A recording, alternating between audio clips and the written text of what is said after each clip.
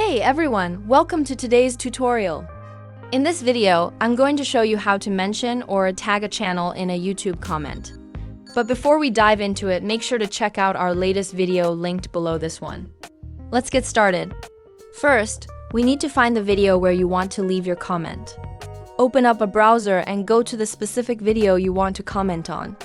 Once you're there, find a comment you'd like to reply to. In the past, YouTube allowed users to directly tag others in comments by simply typing @ followed by the username, but that feature has since been removed. Now, YouTube has replaced this with a new system. However, there's still a way to mention someone in a comment. Here's what you need to do. First, find the username of the person or channel you want to tag. For this example, let's say you want to tag a specific user. Visit their channel and copy their username. Once you've copied their handle, head back to the comment section on the video. To mention them, type youtube.com/ and then paste their username. After this, add your message. For instance, you might say something like, "Hey, username, great video." Once you've typed your comment, hit the reply button.